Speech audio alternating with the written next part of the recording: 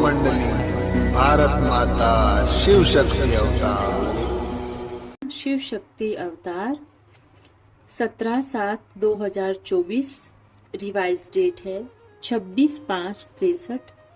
बाबा ने कहा, सिकिल दे बच्चे, तुम रावण को छोड़ राम की एशलम में आए हो।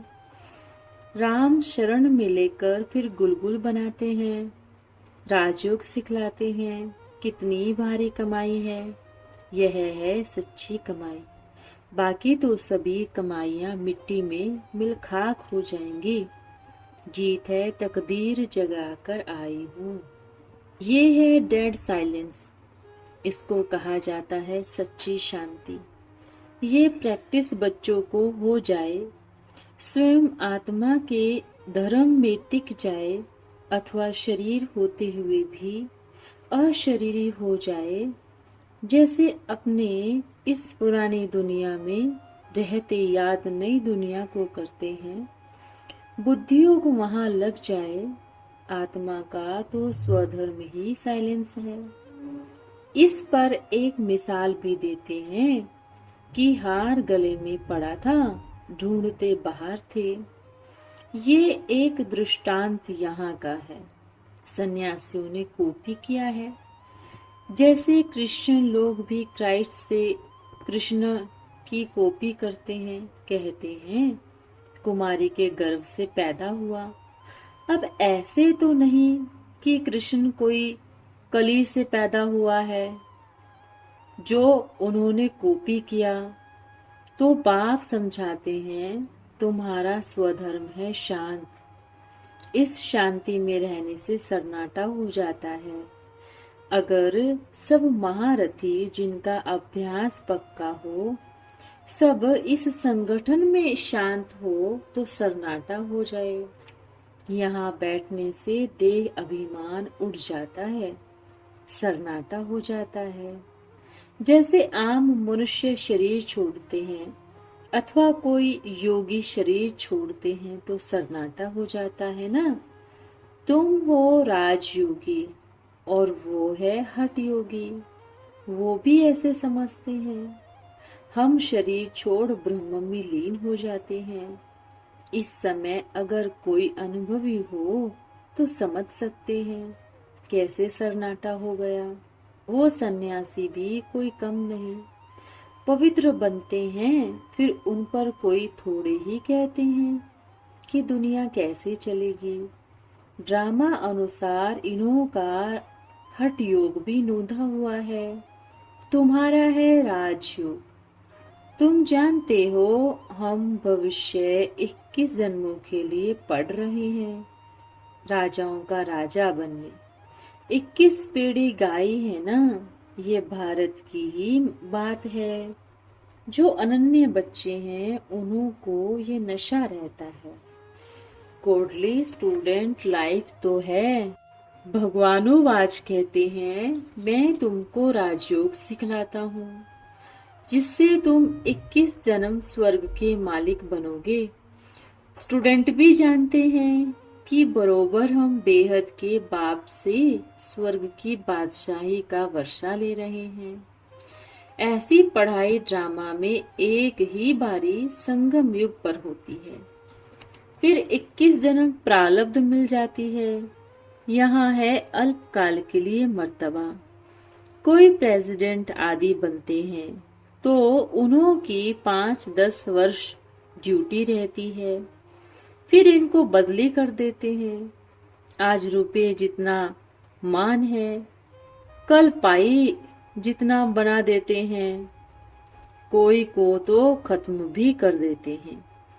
ये है अल्पकाल का सुख। चलते चलते कोई दुश्मन मार डालते हैं, डर तो रहता है। कोई कोई को सारी लाइफ के लिए भी चुन लेते हैं, परंतु कोई भी समय कुछ हुआ, दुश्मन निकला, मार डाला। तुम हो गुप्त, तुम जानते हो। हम भविष्य के लिए इस जन्म में पुरुषार्थ कर रहे हैं और सभी मर्तबा इसी जन्म में ही पाते हैं। तुम्हारा ये पुरुषार्थ अंत तक चलना है। जब तक शरीर ना छूटे प्रारब्ध भविष्य में मिलनी है। ये नई दुनिया अथवा नए स्वराज्य लिए नई बातें हैं। आत्मा जानती है कि हम भविष्य में नया चोला पहन राज्य करेंगे। आत्मा बोलती है, हम आत्मा इस पुराने शरीर में परम पिता परमात्मा से राजयोग सीख रहे हैं, जिससे हम भविष्य में प्रिंस प्रिंसेस डबल सिरताज बनेंगे। भारत में देवी देवताएं ही डबल सिरताज थे। लाइट का ताज और रतन जड़ित स्वर्णिम ताज दोनों ही थे। इसी ही भारत में जब वो पूज्य थे, पूज्य से फिर पुजारी बनते हैं, तो वो लाइट का ताज नहीं रहता, क्योंकि विकारी बन जाते हैं। ये ज्ञान सिर्फ तुम बच्चों की ही बुद्धि में है। तुम जानते हो हम ये शरीर छोड़ जाए प्रिंस बनेंगी, डबल सिरताज बनेंगी। ये है एम ऑब्जेक्ट, इसलिए वो चित्र बनाना चाहिए। हर एक अपना चित्र बनावे, तपस्या और राजाई का। अपने घर में चित्र को देखेंगे तो खुशी भी होगी और याद भी रहेगा। दिल वाला मंदिर में भी वही यादगार है ना। नीचे तपस्या में बैठे हुए हैं और ऊपर में वैकुंठ है, तो ये चित्र रहने से याद रहेगा कि हम सो राजाओं के राजा बन रहे हैं। परम पिता परमात्मा से हम वर्षा लेते हैं, ब्रह्मा विष्णु शंकर से नहीं। हम बाप से डायरेक्ट लेते हैं। ब्रह्मा विष्णु शंकर को सूक्ष्म वतनवासी ब्रदर्स कहेंगे। यहाँ भी हम आत्माएं एक बाप के बच्चे भाई भाई हैं। फिर शरीर में आने से भाई बहन हो जाते हैं। ऐसे नहीं कि चीनी हिंदू भाई भाई है, आपस में मिल जाएंगे। हर एक का धर्म रस्म रिवाज अलग अलग है, एक तो बन नहीं सकते। भाई भाई तो सिर्फ आत्मा के रूप में कहते हैं, वो लोग तो जिस्मानी रूप में ले लेते हैं। अभी तुम जानते हो कि ये मनुष्य सृष्टि का चक्र फिरता ही रहता है। मनुष्यों को ही 84 जन्म मिलते हैं, ब्रह्मा विष्णु शंकर को नहीं। वो तो बाबा ने समझाया है, जब सृष्टि खल्लास होगी तो पहले शिव बाबा जाएंगे, फिर ब्रह्मा विष्णु शंकर जाएंगे, फिर इस सृष्टि पर देवताओं की सोल्स आएगी। बाबा समझाते हैं कि भल इस एक जन्म में अल्पकाल के लिए बड़ा भारी पद मिल सकता है, परंतु उनको काग विष्टा समान सुख कहा जाता है, क्योंकि उनमें दुख है, बहुत हैरान है। यहाँ तुमको कोई तकलीफ की बात नहीं। तुम परम पिता परमात्मा के शरण में आ गई हो, माया से विदाई ले आए हो, रावण को छोड़ राम की एशलम में आए हो। राम शरण में लेकर फिर गुलगुल बनाते हैं, राजयोग सिखलाते हैं। कितनी भारी कमाई है, यह है सच्ची कमाई। बाकी तो सभी कमाई मिट्टी में मिल खाक हो जाएंगी। जो बहुत साहूकार है वो भी सभी खल्लास हो जाएंगे। तुम्हारे पास तो देखो कुछ भी नहीं है, शरीर भी दे दिया, आत्मा अशरीरी आई, फिर मात पिता आदि संबंध जुटा। अब फिर तुम शरीर छोड़ वापस जाने वाले हो। मजरो दृश्य रुद्र शिव की माला कितनी बड़ी है, करोड़ों की है। उनको आत्माओं का प्रजापिता नहीं कहेंगे, वो है आत्माओं का पिता। प्रजा मनुष्यों की होती है, तो रुद्र की माला कितनी बड़ी है। यह ज्ञान भगवान बिगर कोई भी नहीं दे सकते। नॉलेजफुल ब्लिसफुल वो बाप है वो आकर मुक्ति, जीवन मुक्ति का रास्ता बतलाते हैं। इसको ही आशीर्वाद कहेंगे। अभी तो सारी दुनिया का प्रश्न है ना, क्योंकि सारी दुनिया पतित और शांत है। सतयुग में बिल्कुल ही शांत है। कोई झगड़ा नहीं, न घर में न नेशन में। यहाँ तो देखो मारा मारी लगी पड़ी है। घर घर में अशांति है। कोई विरला घर होगा जहाँ शांति हो। यह है ही पतित दुनिया, दुख धाम। सुख धाम को स्वर्ग, दुख धाम को नरक कहा जाता है। मनुष्यों को यह पता नहीं पड़ता कि हम रो रो नरक में बड़े दुखी हैं। खटमल मुआफिक एक दो का खून चूसते रहते हैं। मनुष्य बेचारे कितनी मेहनत कर कमाते हैं, उस पर भी टैक्स देना पड़ता है। क्या यह सुख की दुनिया है? बाप आकर फिर स्वर्ग का मालिक बनाते हैं। मेहनत से ही तुम श्रेष्ठ होंगे। श्रीमद् भगवत गीता है ना, वो गीता कोई श्रीमत की नहीं है। बाप कहते हैं, बच्चे मैं जो यह ज्ञान देता हूँ तुमको राजाओं का राजा बनाने का, वो कोई परंपरा नहीं चलता। सतयुग में कोई पतित है नहीं जिनको ज्ञान मिले। वहाँ है प्रारब्ध वाले। यह ज्ञान प्रायलोप हो गया, फिर गीता का ज्ञान आया कहाँ से? पीछे फिर मनुष्यों ने बैठ गीता बनाई। पहले पहले तो मेरा नाम निकाल, जिसने मेरे से राज्य भाग्य लिया उनका नाम डाल दिया। शिव के बदली कृष्ण का नाम दे दिया। शिव बाबा से हम अब ज्ञान सीख रहे हैं। सतयुग में फिर कृष्ण बनते हैं, तो संगम होने कारण बातों को मिला दिया है, तो गीता खंडन हो गई। गीता खंडन होने से सभी शास्त्र खंडन हो जाते हैं।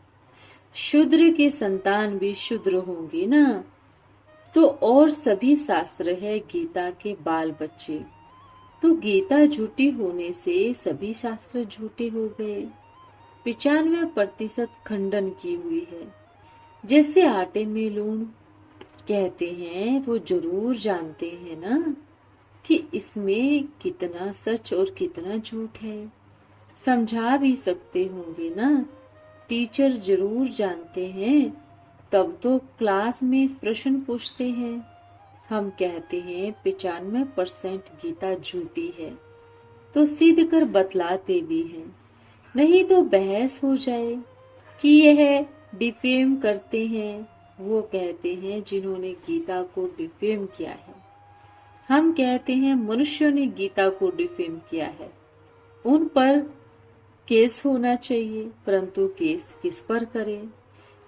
रिलीजियस धर्म को न मानने वाले रिलीजियस अनलॉफुल इंसॉल्वेंट है। सतयुग में रिलीजियस देवी देवता तो गवर्नमेंट भी righteous lawful law and order रहता है। यहाँ तो लॉ एंड ऑर्डर है ही नहीं।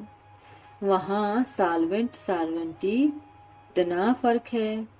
तो बाप से ऐसा वर्षा लेना चाहिए ना, सो लेंगे भी तब जब बाप को पहचानने। तो पहले पहले जब कोई आते हैं तो उनको समझाना है, अपने बाप को जानो। बाप को न जानने के कारण ही सभी ऑर्फन बन आपस में लड़ते रहते हैं। सन्यासी भी लड़ते हैं। कुंभ के मेले पर बड़ी लड़ाई लगी थी कि पहली सवारी किसकी निकले, कितने मर गए। फिर तो मिलिट्री भी आ गई। तो यह भी क्रोध का भूत है ना। यहाँ तो 5 विकारों पर जीत पानी है, सो भी सिवाय योग बल के पा न सके। बाप को भूला और लगा माया का गोला। बाबा ने समझाया है, जीना है, पढ़ना है, बाप को याद करना है। उस एजुकेशन में ऐसे नहीं कहा जाता है जीना है, सीखना है। यहाँ कहा जाता है अंत तक हमको पढ़ना ही है, फिर तुम जाकर प्रिंस बनेंगे। Golden spoon in mouth. Krishna को रतन जड़ित मुरली दिखाते हैं, आपस में खेलते हुए दिखाते हैं। बाकी ऐसे नहीं मुरली बजाते हैं। मुरली तो है वास्तव में ज्ञान की। यह है एजुकेशन जो बाप पढ़ाते हैं। बाप मोस्ट ओबीडियंट सर्वेंट है। कहते हैं मेरे मोस्ट बिलीवेड चिल्ड्रंस, तुम सिक्की लदे हो ना, इसका अर्थ भी समझाते हैं। बच्चे, तुमने ही कल्प पहले वर्षा लिया था, फिर से लेने आए हो। I am most obedient father, teacher, preceptor. मेरा कोई भी बाप, टीचर, गुरु नहीं है। यह बड़ी समझने की बातें हैं। और क्या निश्चय कराए? अच्छा, जिनको निश्चय हुआ उनके पास जाओ। सन सोज फादर, फादर सोज सन। बच्चे बतला सकते हैं कैसे हमारा बाप, टीचर, गुरु वो परमात्मा है। तुम बच्चे जानते हो बेहद के बाप से बेहद सुख का वर्षा हम ले रहे हैं, नंबरवार पुरुषार्थ अनुसार। यहाँ तो अल्पकाल के लिए सुख है। आजकल तो सभी को गोली मारते रहते हैं। सतयुग में ऐसी बातें नहीं होती। यहाँ कितना दुख है, अकाले मर जाते हैं। रोने पीटने की दुनिया है। स्वर्ग में कितने अपार सुख है। तो ऐसा सुख पाने लिए पुरुषार्थ करना पड़े। सभी को तो एक जैसा वर्षा नहीं मिलेगा। नंबरवार पास होते हैं। कोई चलते चलते फेल भी हो जाते हैं, भागंती हो जाते हैं, तो समझते हैं फेल हो गया। बाप अथवा साजन की सजनी बन फिर छोड़ देते हैं। कहते भी हैं मैं तेरी हूँ, फिर फारकती दे देते हैं। तो कमबख्त हुआ ना। कमबख्त वर भी यहाँ बनते हैं, तो कमबख्त भी यहाँ ही बनते हैं। गीता में है ना, तकदीर जगा कर आई हूँ। स्कूल में तकदीर जगाए बैठते हैं। फिर कोई तो ऊंच पद पा लेते हैं, कोई कम। यहाँ भी तुम कहती हो हम नर से नारायण बनने आए हैं। 121 जन्मों के लिए तकदीर तो बनी। फिर देखना है सूर्यवंशी में जाएंगे व चंद्रवंशी में। बाप का तो बना, फिर हम कितना पद ऊंच लेंगे। बच्चे कहेंगे हम माँ बाप के तख्त पर जीत पहने, आगे नंबर में लाए। लास्ट नंबर में आने वाले को पुरुषार्थी नहीं कहेंगे। उत्तम, मध्यम, कनिष्ठ तो होते हैं ना। कनिष्ठ तो नापास ही होंगे। पुरुषार्थ करना चाहिए बाप से पूरा वर्षा लेने का। अच्छा, मीठे मीठे रूहानी बच्चों को रूहानी माता पिता बाप दादा का याद प्यार नमस्ते। हम रूहानी बच्चों की रूहानी माता पिता बाप दादा को याद प्यार नमस्ते। धन्यवाद बाबा। ओम नमः शिवाय। आज वरदान है बाप समान संपूर्ण भव। साकार रूप में मुख्य गुण क्या स्पष्ट देखने में आता था, जिस गुण से संपूर्णता समीप देखने में आती थी। उपाराम और दृष्टा। अपने देह से उपाराम, संस्कारों से उपराम, बुद्धि से उपराम। ये मेरे संस्कार है। इस मेरेपन से भी उपराम मैं यह समझती हूँ, इस मैंपन से भी उपराम। जहाँ मैं शब्द आता है वहाँ बाप दादा याद आए। जहाँ मेरी समझ आती है वहाँ श्रीमत याद आए। यह मैं और मेरा, तुम और तेरा, यह 4 शब्द जो हैं इसको मिटाना है। इन 4 शब्दों ने ही संपूर्णता से दूर किया है। इन 4 शब्दों को संपूर्ण मिटाना है, तब ही बाप समान संपूर्ण बनेंगे। ओम नमः शिवाय। ओम मंडली। भारत माता शिव शक्ति अवतार।